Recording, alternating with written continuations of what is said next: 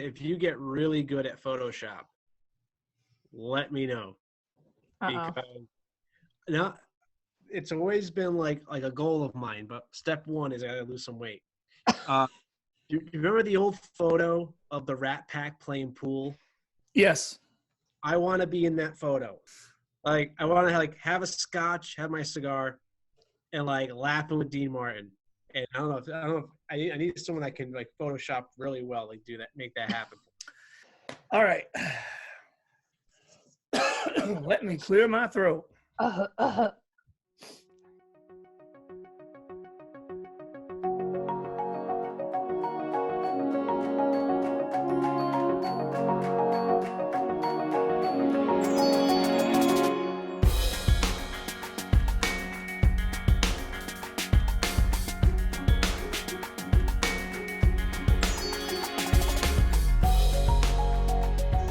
What's up, everyone, and welcome to the Quick Diz Takes podcast, episode 55. I am your host, Tim LeBeau, joined this week, as usual, by Sarah Patterson.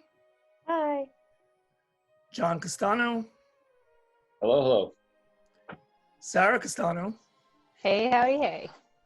And Stephen Lanzi. Hello. Please, if you haven't already, like and subscribe the podcast. Subscribe on iTunes or any podcast platform that you choose. And check out our channel, Quick Diz Takes, on YouTube. Also, many thanks to those of you out in Kansas who seem to be supporting us in large numbers, at least large numbers for us, in recent weeks and days. Keep it up. We love the fact that you're listening, and feel free to interact. I know Sarah's on Twitter at Palm Tree Skook. I'm on there at Quick Diz Takes. And obviously you can leave comments on any podcast platform and or YouTube. So feel free to do that, or even email me at thebacksideofwater@icloud.com if that is the way you choose to do so. Okay, so this week we have one of my favorite attractions in the Magic Kingdom, and I say that with complete sarcasm, the Seven Dwarfs Mine Train. And Sarah Patterson, seeing as though this was your choice, I will let you tell me or us or everyone else, if you will, what you like, dislike, and what you would retheme this attraction to. All right, so I actually really do like this ride. I think that it's kind of like a low roller coaster for the kids, which they can really enjoy, something different compared to Space Mountain for them. So it still has that roller coaster feel to it, but it is pretty slower for them. But I also do in the queue how there's those interactive games, the gems, that's kind of Candy Crush games going on there. And then, I don't know, my favorite part of the ride is when you're going up that hill, when you're in the dark in the mine, and then you see the dwarf shadows going up the side, and they're singing the song Hi Ho. But I do think the only thing that I would like to change part of the ride is at the end when it slows down and you see Snow White in the cabin and she's dancing around with the dwarfs. I just think that Snow White does look a little creepy in that. I don't know why, but her facial expressions, she does look so creepy, and it doesn't look all there, and I think they could definitely put a better animatronic in there. So I think that would be the only thing I dislike about it. And then to retheme it, I kind of had a little bit of trouble with this, but then I came up with National Treasure, the first one, when they're at the end and they're in the Boston underneath the church kind of, and they're in that mine train tunnel or whatever, and they're trying to get their way through. It's trying to do something like that, I guess. Sweet. Now, Lanzi, you do some pretty good impressions. I've heard a couple of good ones out of you. Do you have a Nicolas Cage one by any chance? Not really. All right, I'll edit it out. Well, I mean, it's really an impression of Simon, the guy from Big Bang Theory, doing Nicolas Cage. So, like, from the movie The Rock, right? So, when Sean Connery says some weird fact about The Rock, he goes, well, that's just great. Maybe on the way out, we'll stop by the gift shop. But right now, I just will find some rockets. Yes, that was good. Thank you. So I'm gonna, we're gonna see, how deep your repertoire is as we go from episode to episode here. Yeah, no worries. And while we're talking to you, let's get your opinion on the Seven Dwarfs Mine Train.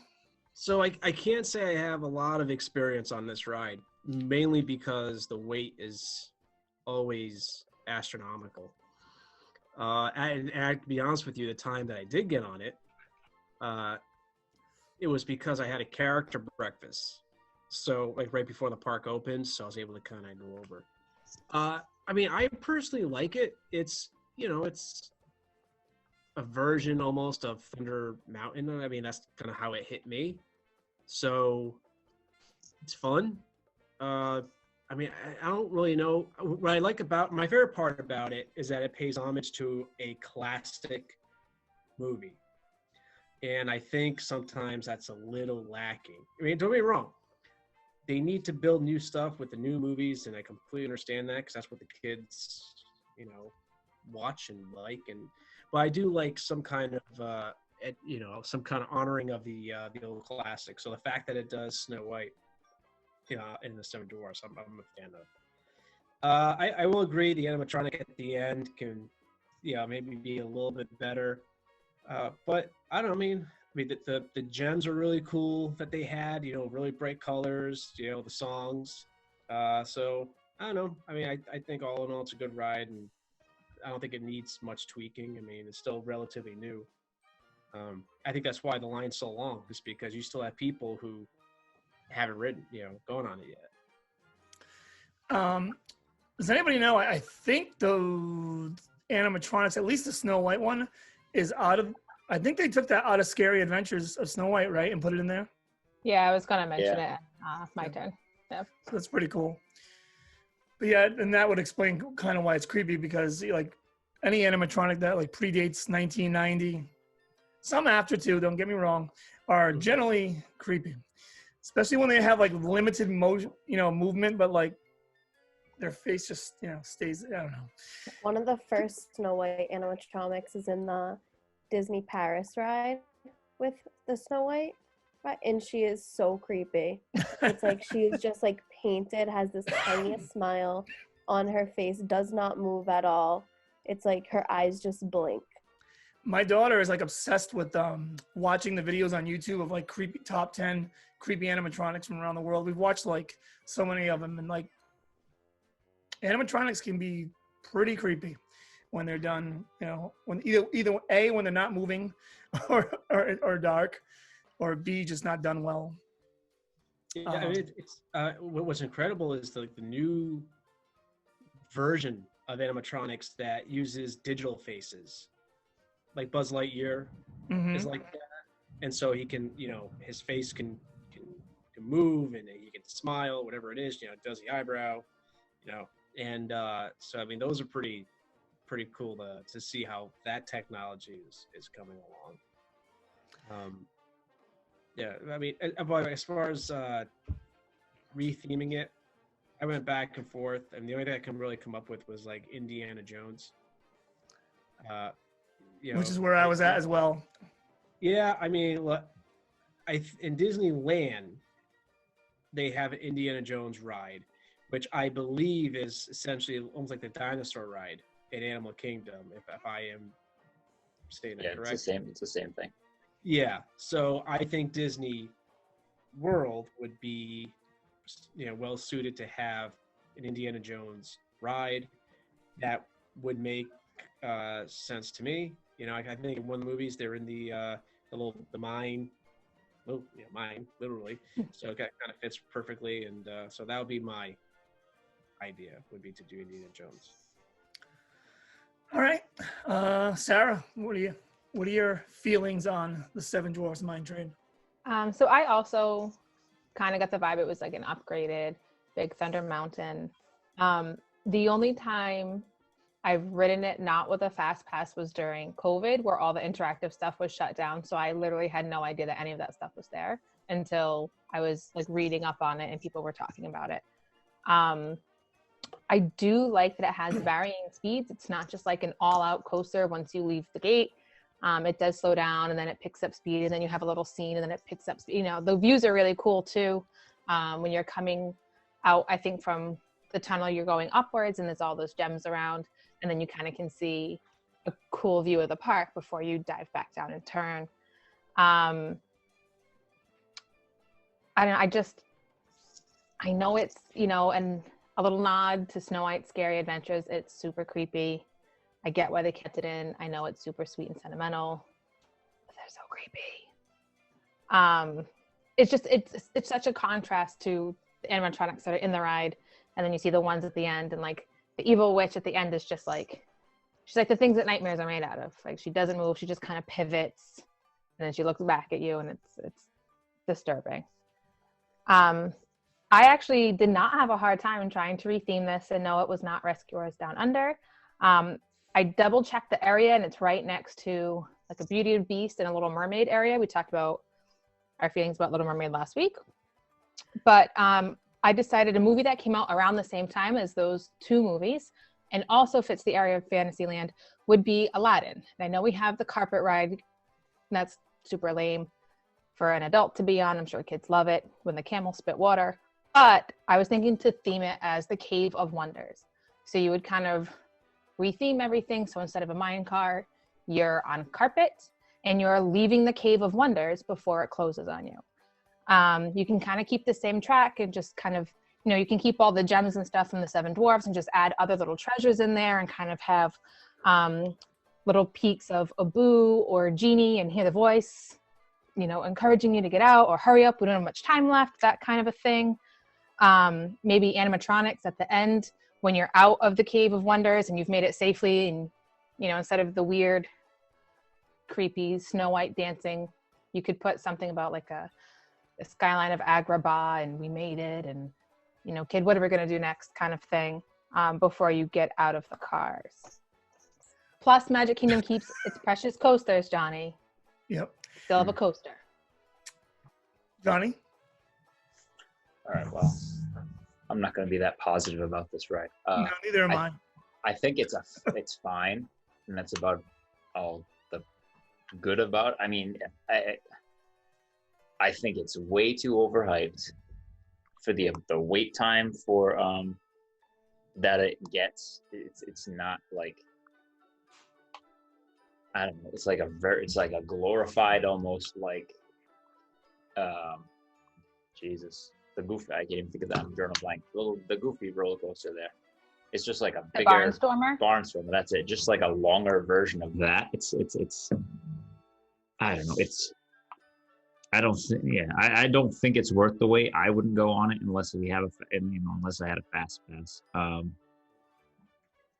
I know they made a big deal about the cars, how they like rock or whatever, but I don't feel really any difference from like Slinky Dog, which doesn't do that. So I guess, I mean, I don't know, I'm gonna be completely opposite. I actually like the end scene because of the fact that it's from the old ride. I like the nod to the old, and I guess like that little dark part in the ride I like, just because it's more like a dark ride. But I don't know. I think it's just too overhyped for the popularity that it gets, and how it's, unless you rope drop that, you're pretty much stuck in line for a very long time if you're gonna wait. I mean, the theming and everything, it looks nice, but it's just not my favorite thing in Magic Kingdom. And a retheme, I was thinking more of, maybe you make it a little, you know, you build the ride a little, the hill, I guess, a little taller. You can either, and make it either like, you could make it like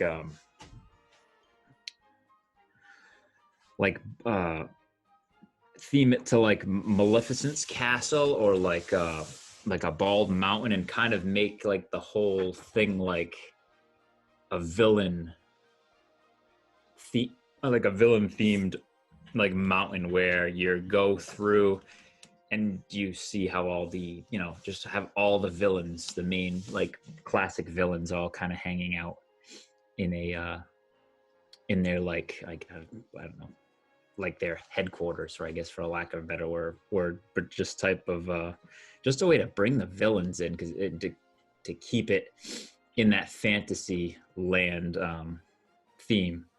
But I just think they need to get the villains in, with, especially nowadays, with more of the like the Halloween parties, and they're having the villains after parties. The villains seem to be much more popular than ever lately. So just think they need a way to bring villains in. Well, I'll tell you what, I don't like the ride.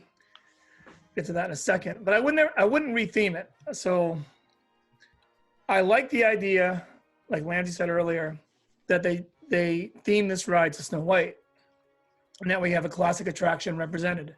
And as far as the aesthetic of Fantasyland goes, I've mentioned this in one of the videos I did about this ride on the channel. It fits and it looks great. When you're walking around the park, the energy's good and all that. It's not even a bad ride per se. What bothers me about it is it's like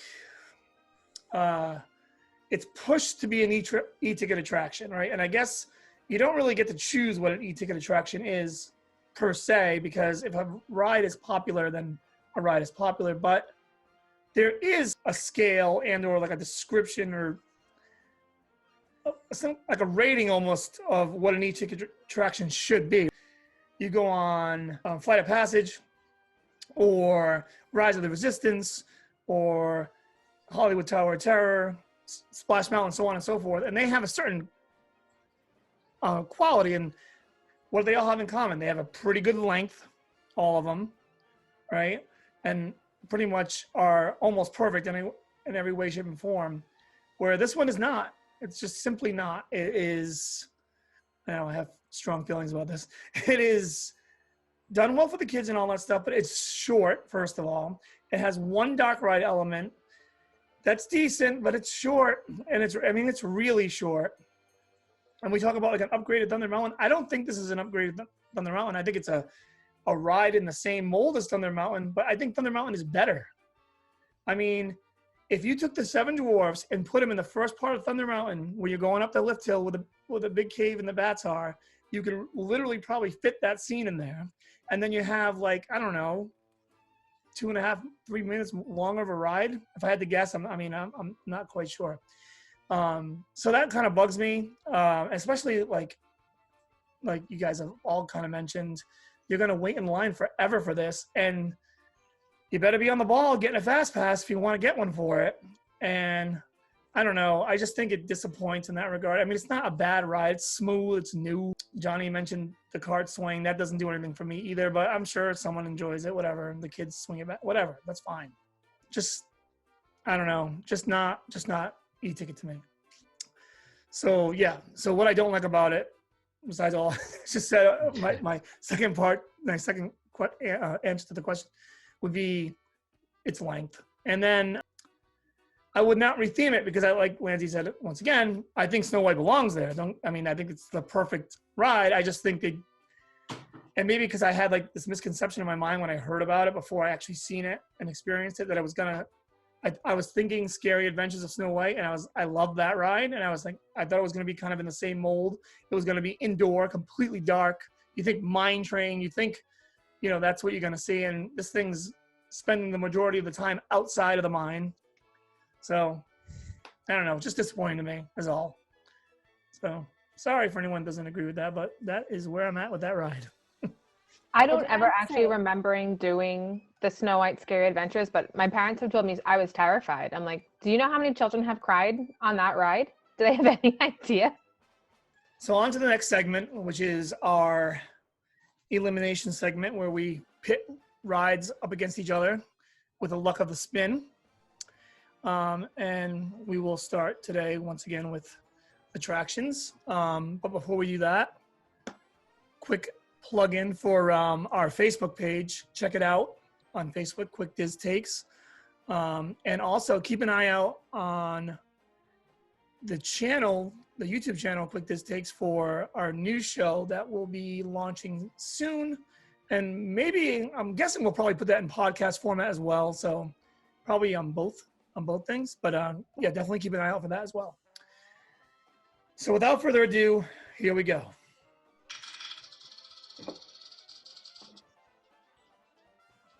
Oh, God.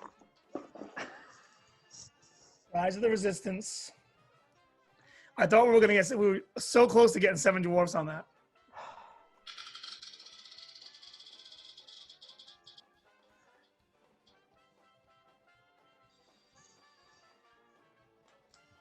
Wow. That's Okay. not fair. Okay.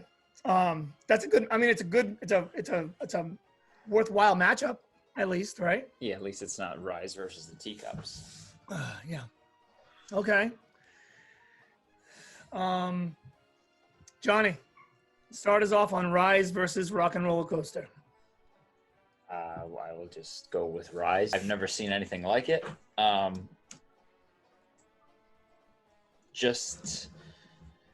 I mean, the ride itself was absolutely incredible. Just the sheer fact of when you see that, when you get onto that starship, it's just like,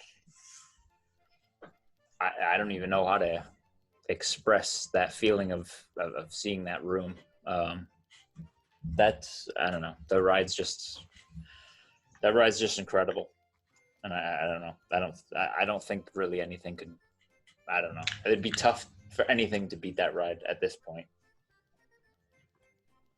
Okay. So I don't know. That's really all I got. No, I mean, it's, yeah. Skook? This one's a tough one. I feel like Rock and Roller Coaster was my first upside down roller coaster. I do enjoy Aerosmith. I think they're amazing. I like the concept of it. I like that it's in the dark. I like a lot about Rock and Roller Coaster. Then you have Rise. Whether you're a Star Wars fan or not, like Johnny said, that room is just intimidating, and I feel like I say immersed a lot, especially when we're talking about Galaxy's Edge and that whole area, but it's so real. Like, I feel like if every once in a while, even if it's like a 10-minute shift, they just put real people in those uniforms just to kind of like mess with people coming in on the ride, it'd be believable that those are real people standing there the entire time. I like that there's different phases to it. There's, the original transport ship, then you're pulled in, then you're on the starship, and then you go into the interrogation, then you have the small holding room, and then you have the trackless portion to it. There's so many different facets that it's almost like you don't realize you're on the ride until you're halfway through the ride. But there's so many different moving parts to it that you're just, I mean, I know we talked about kind of being speechless about Flight of Passage last week, but I saw some of the ride throughs of Rise, and even experiencing it, like, it didn't hit me that that's what I was when I was experiencing it myself. And I'm gonna go with Rise. So because of a deployment and then COVID, I have not gotten to experience Rise of the Resistance. However, you see stuff on YouTube and listening to how you guys described it. It feels like like this is the debate that we tend to have, like forgetting the specific rides. It's the old school coaster ride, versus the new technological immersion experience, right? So I think that's why we're talking about Space Mountain versus Flight of Passage. It is that. I mean, I love roller coasters. Always have. I mean, go back to the old Rocky Point here in Warwick, with the corkscrew. Definitely. And also, a rock and roller coaster was also ahead of its time, and it was playing music. Like playing like to where you could hear it. I think Universal has a ride that does something similar, but Rock and Roller Coaster, I think, started it all. And again, I mean, I think a previous week we've already gotten rid of, I think, one or maybe even two coasters at this point. So we're going to end up with no roller coasters left. So every week we've had a roller coaster versus a newer ride, like in the last few years. Yeah. And honestly, Rise of the Resistance, like when we put it on when we came up with this idea to do and all that, I figured in my mind, whatever that goes against is going to lose. You know what I mean? It's going to be so tough.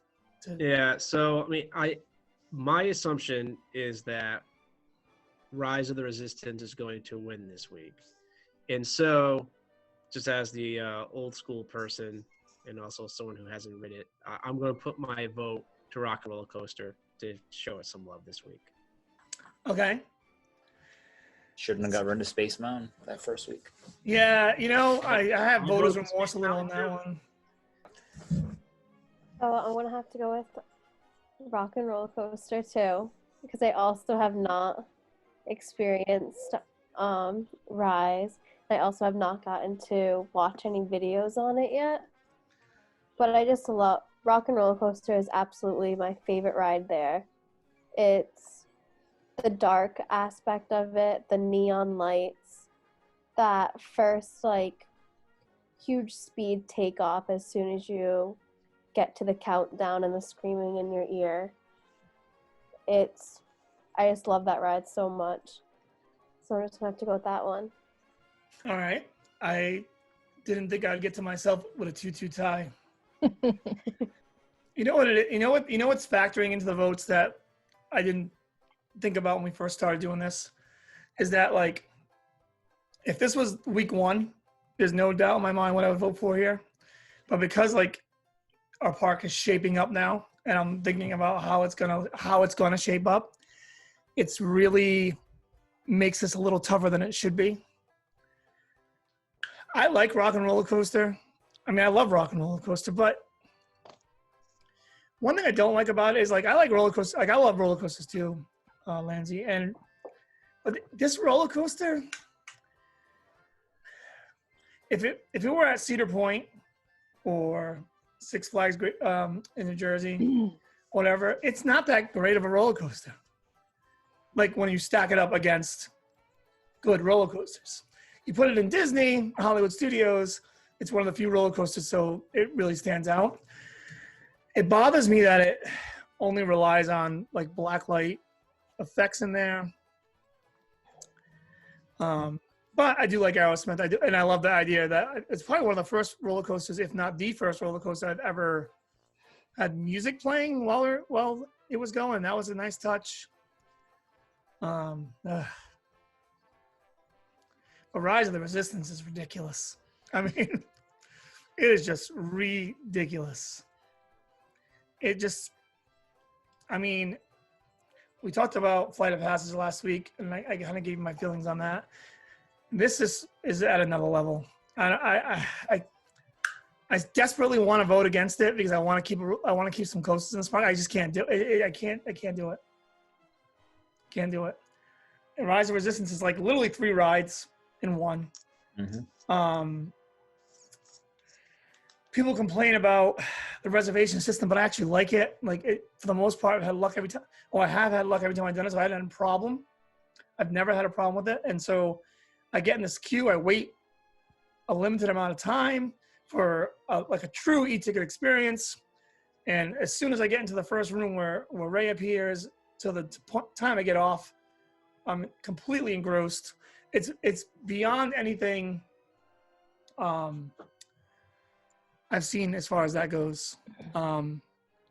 So yeah, Rise. I have to give Rise the vote. Unfortunately, I hate this. I hate this to vote another roller coaster off. But I mean, at this point, guys, if Big Thunder Mountain, not Thunder Mountain, if Expedition Everest gets a bad matchup, and well, think about it. The top three rides the people are trying to get on have already been paired up with 3 coasters. So that's true too.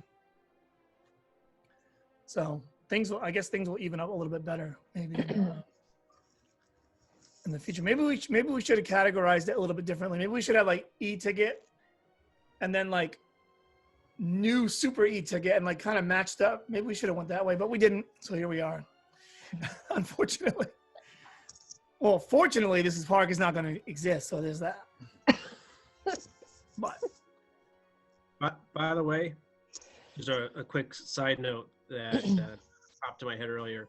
When you had mentioned how the mine train, how their line was always far longer than what's deserved, I think that's just proof of how much upgrading needs to happen in some of these parks, because they create something that's even like a mediocre coaster, and you can't get in it under an hour and a half. So I think that's just because we were talking about like what to do with Stitch, the Stitch ride and all these dead areas. That really, if they put something good there, start spreading people out a little bit more. So that's just a side note that was popping in my head earlier. And that's a good point too. Is that, and another knock on it is that they should have came up with a better ride system for the to get max amount of guests per hour on that thing too, which is a whole other problem that thing has. So definitely good point there. Okay, I'm just making sure I didn't adjust my I didn't get Frozen and Little Mermaid off from last week. Now I do. So here we go. On to the shows. The American Adventure. See, the shows I find are better debates. Although last week, the one bad show popped up last week, and now we're past that.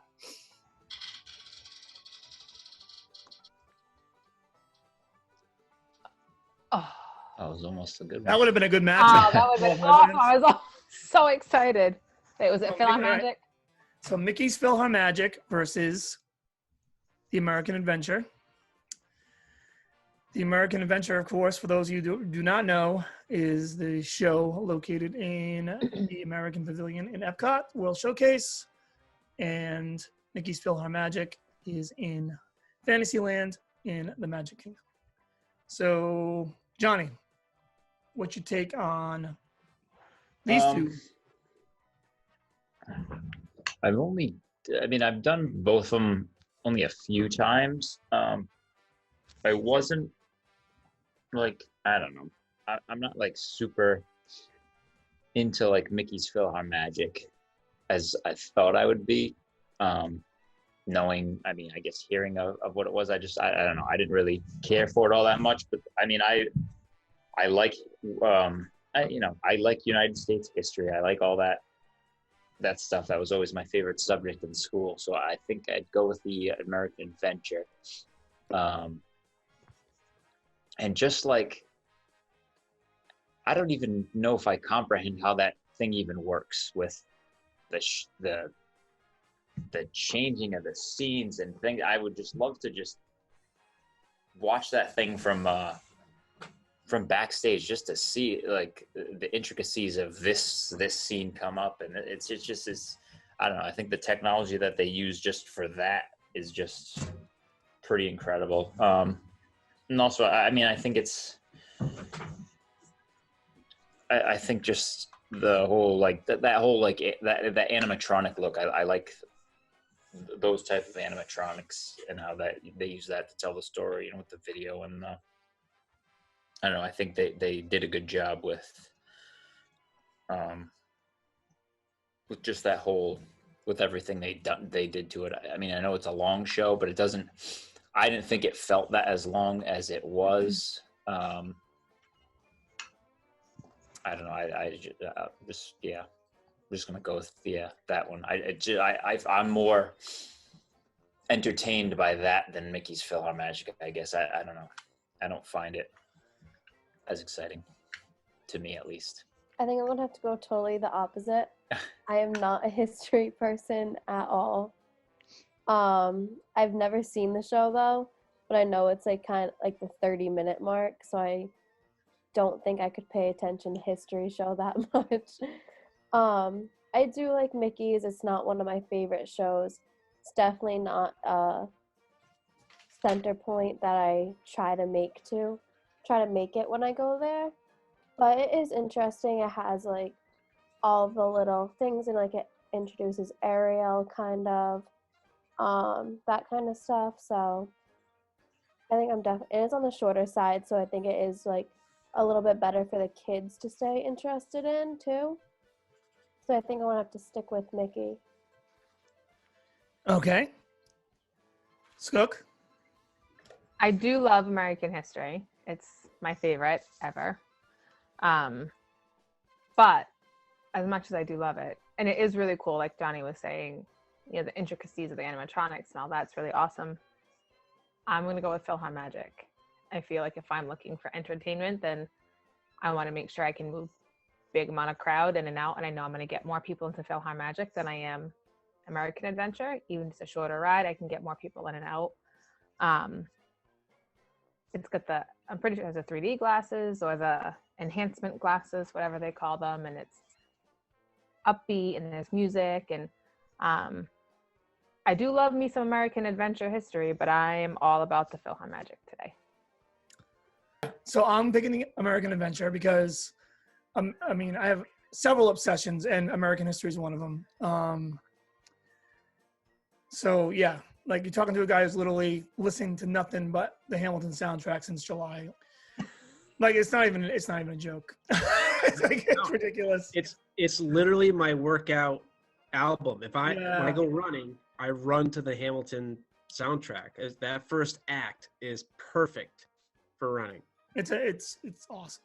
And so yeah, so I love that attraction, that show. But anyway, yeah. So yeah, American Adventure for sure. Like Johnny said, it's actually done really cool. And God, I and Sarah Skook, I sent you the script, and I'm making the video for like an hour and a half before this started. And as I'm doing it, I'm thinking to myself, God, I don't know, no one can ever describe how something makes them feel, but I love the feeling of old Epcot. Whatever the feeling I get, like the nostalgic feeling I get from it, is like not much left.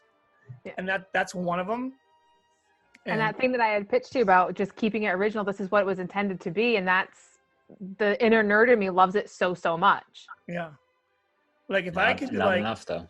If there was like top 5 things I could go back in time, I'd have to pick at least one Disney thing, and it would have to be like bring me back to Epcot like 1989 or something. And like because that was the first time I ever went there, first of all, and it's just the feel of it, like going on Horizons and all that stuff. I don't know, just awesome. And so I had to vote for that attraction. Mr. Lanzi? This is actually a tough one for me because I love them both, and I make sure to hit both of them when I go to the parks. Absolutely love PhilharMagic, and I love the American. So I mean, on one hand, you know, I grew up playing the cello, so I love the PhilharMagic because it deals with the music of the movies. On the other hand, I teach soul studies, so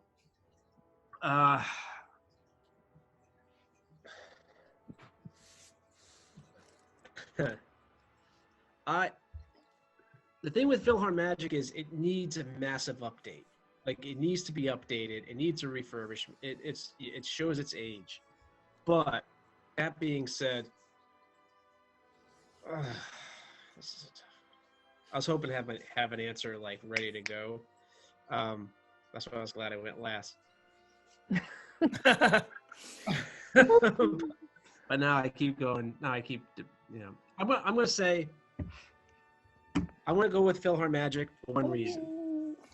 But one reason, and that's because you already have the Hall of Presidents, so you already kind of get that American theme, and you know what, like what makes Disney movies what they are, what really sets them apart, is the music. Is the fact that you watch a movie, you got the tune in your head. You know, the kids love to sing along. I remember, so I have triplet cousins that are turning 22 this year. When they were kids, though, my auntie Susan would listen to with the kids the cassette tape of Disney songs, and they would listen to them so much she would forget it was in the car, and she'd be like singing to it. The kids weren't even in the car. Sure, I dropped them off like at school. You're just so used to it. So the music is part of the magic of a Disney movie, and certainly the parks. So although It needs a needs to be refurbed, needs to be updated. It needs the technology needs to be updated, but also the music should add some more modern songs. I have to go with PhilharMagic because I just have to. And yeah, it's crazy how, I mean, I get we have to move on in life with these things, but man, I just think some of the concepts at Epcot deserve to be redone and refurbished and continued on rather than just completely scrap them. Like Universe of Energy, for example, I guess the Guardians roller coaster is going to continue the idea of that in some way, shape, or form. We'll see. But like that, I'm just using that as an example of something that could have just been redone and continued on. But I guess they figure money-wise, it's tough to keep up with technology, and so they take a little bit of a long-term approach, I guess. I don't know. Lazy approach, cheap approach. I don't know. What baffles my mind in any park is it just seems to be these quicker solutions if they would adhere to them, like just quicker updates. Absolutely. Like PhilharMagic. Just update the video. You don't even have to get rid of what you have. Just add Moana, add Frozen, add a few more modern ones. Call it good enough. Exactly. There was a couple I had in my head and I just lost it. But there's just a couple of rides where just a simple update, maybe you shut it down for a week or two, nothing great, and get people going back on that ride for a while. It's again, you have these rides, just a lot of people aren't going on them anymore because they've done it. Nothing like the Muppets 3D. I love Muppets. Kermit's one of the voices that I do. Let's hear it. The fans want it. This is why Kansas is really tuning in, Lindsay. It might be. Hi ho! Welcome to the Muppet Show. I am Kermit the Frog, and we have a wonderful really good. Your hands together, and please welcome the musical stylings of Lady Gaga. Yeah! Wow, that was like spot on. That's really good. So I love Muppets. Remind me to send you the Muppets to the first act of Hamilton, but that's after the show. You already did. Oh, I did. Excellent. Already been down that road. So we're running out of time, so we got to move on. But to your point, it's funny too. Does anybody kind of think the same way as I do? Is that they're taking the quick and easy way on things they shouldn't, and not taking not jumping on things they could easily fix quick and easily, like for example, PhilharMagic or Muppets 3D. Like you can just fix a movie and it'll be done and nice and good for the next 10 years. But yet, Rock and Roller Coaster. Change the video, update it to a popular band, and you'll get all kinds of kids in there just to go see, go riding a ride with the music they like. Or what they did with Frozen. Make it a super stretch. Like Frozen came out okay, but like that franchise probably deserves a bigger attraction somewhere else. But whatever. It's weird how they do things. And theme parks used to like Six Flags would always do things on the cheap and quick, and Disney never did. And now Disney does. Like routinely now. I feel like you're hearing about it all the time. It's like, we're going to reskin this, we're going to reskin that. Just, a reskin here and there is okay, but build new stuff. Stop being cheap. You charge obscene prices every day to go to your park. All right. So our closing segment of putting Sylvester Stallone in Animal Kingdom with his very own attraction. And Sarah, I apologize for making these old movie stars a thing for you. I had to ask my mom about this one. Yeah. I had no idea who he was. Oh, God. Tim, you failed. I know. And before we leave, I'm gonna think of a new one to pop in my head to do. But okay. So Skook, I know you got something up your sleeve here. So what do you got? I do. So I actually have a few small ones. So instead of just being like, is that who I think it is in this attraction? He's actually kind of in 3 different places. So he was the voice of Weaver in Ants, which was kind of the competitor's version to Bug's Life. And I know that Flick walks around the park, so I feel like you could have Weaver come out. And I don't remember if his character was a bully or not, but you kind of have him like when Flick's time is up to do meet and greets, to kind of have Weaver like shove him off to the side. I also thought about having someone very svelte and quick and in a gray sweatshirt chasing chickens around at the end of the Kilimanjaro safari, where they have like those miniature goats. I know they don't have chickens in there, but you could just kind of pop them in there and just have someone trying to chase chickens every, I don't know, 8 minutes between trucks. Fried idiot. It's my favorite line. I feel like a fried idiot. And then I don't know if I'm stealing someone else's, but John and I were actually discussing about Judge Dredd, and he could be our social distancing and mask enforcement. Oh, okay. Not even that. He could be full on. You get your punishment. Somebody clips the back of your legs with the carriage, then you lose one of your fast passes. You get instant justice. Somebody, I don't even. What else could they? Somebody is rude to a cast member. See you later. Kick you out of the park. Instant justice with Judge Dredd. All right, Johnny, keep going. Is that your idea? That's what my idea was. You would just Okay. have a Judge Dredd walking around just handing out punishments to people that, because there always are people that are not very nice. So Okay. Karma Nancy, police. where would you put Mr. Stallone in Animal Kingdom? Animal Kingdom. I actually had Judge Dredd as well. When his movie came out, I mean, I was a teenager. My friends and I loved it. We quoted it continually. I obviously, I love the Rocky movies, and I was trying to figure out how can we get Rocky. Now, I know he wears the tiger, on the back of his leather jacket. But I was like, how can we get Rocky in Animal Kingdom? And the only thing I can come up with is you have to have a ride called like the Eye of the Tiger, and you could, put him there as the mascot for the ride. But I would say either that or it has to be Judge Dredd. Again, my friends and I went between that and Demolition Man. I love Demolition Man. I love Demolition Man, and you could do something with that where, he's from the future or something. But I just think Judge Dredd plays better. Okay. So what did you and your mom come up with, Sarah Patterson? Well, I didn't come up with it. She did it. Okay. What did your mom come up with?